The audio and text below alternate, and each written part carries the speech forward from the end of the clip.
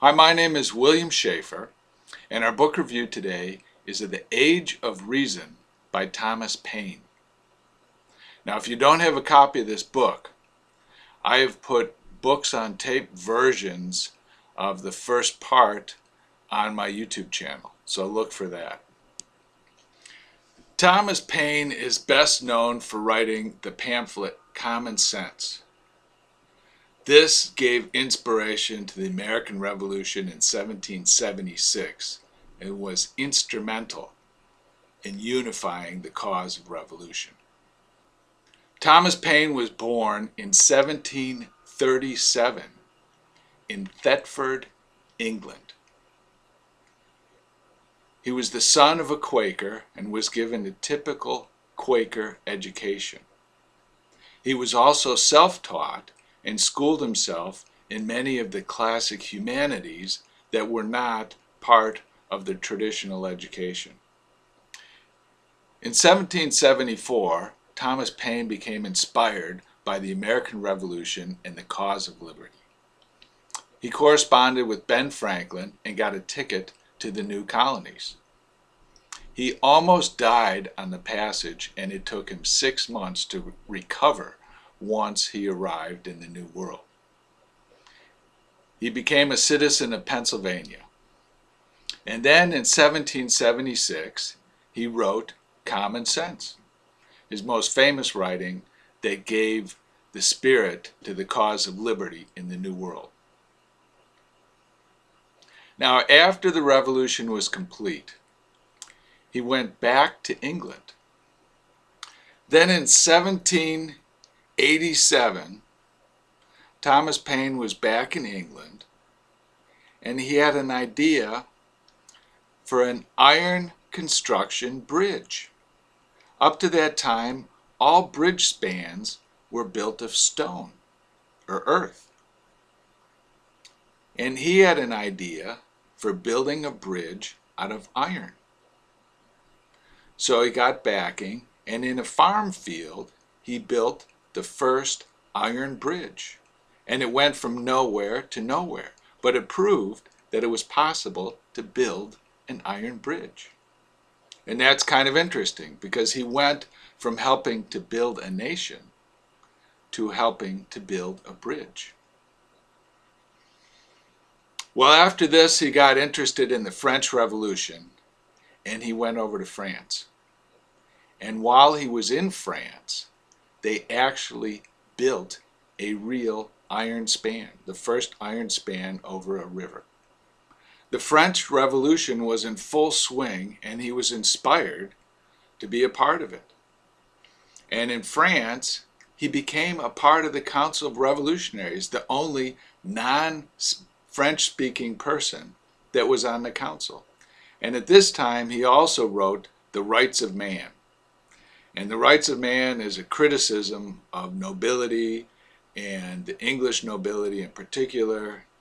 And I find it to be very difficult to read and extremely boring, almost unreadable to today's person. I find it unreadable. And perhaps one of the reasons it's so popular is that it is unreadable today and will discourage us from reading anything else by Thomas Paine.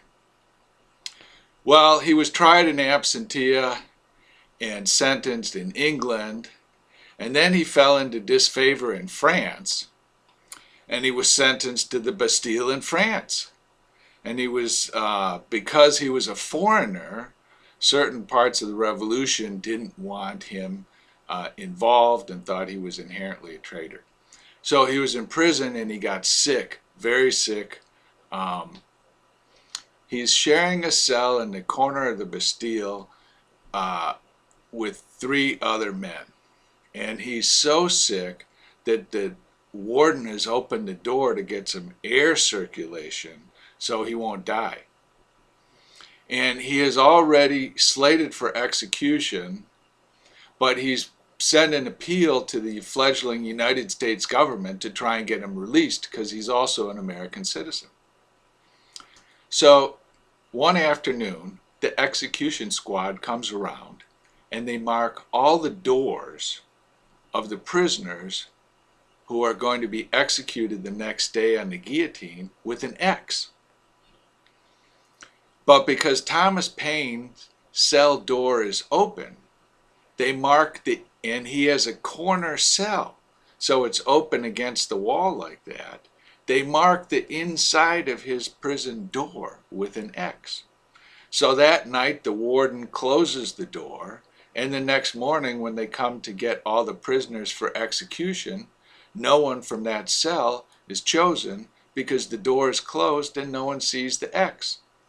And then that afternoon or the next day, a telegram comes with his stay of execution from the United States government, and he's released from prison. He makes his way back to the United States, and he publishes his book, The Age of Reason, 1819.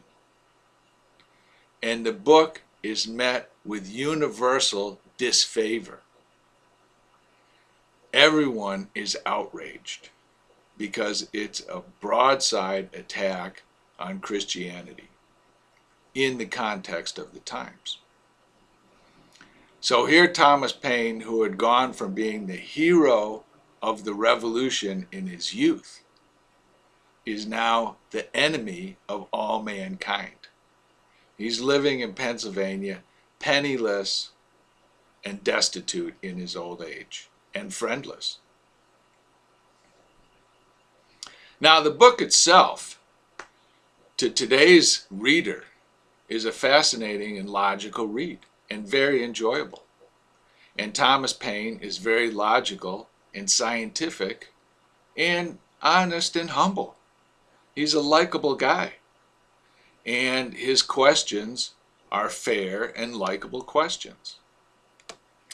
Now, the text, The Age of Reason, has two parts, and it was written at two different times.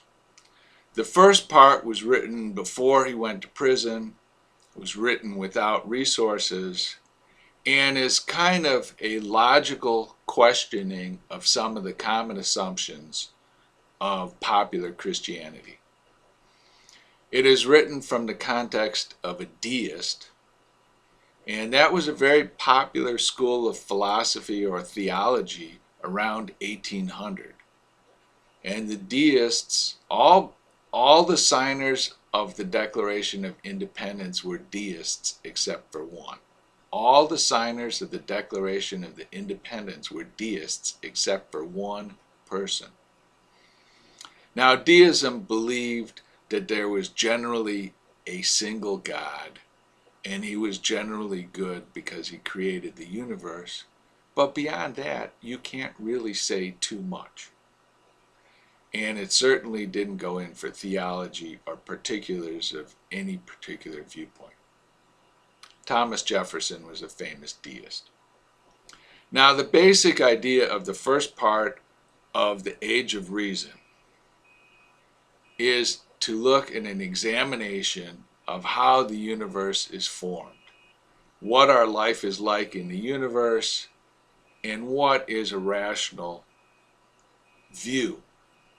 At that time, people were uncertain about planets and suns and stars, and he goes into an exposition of that, but he also talks about the logical contradictions of the traditional flat Earth or single planet with the sun going around the planet theory.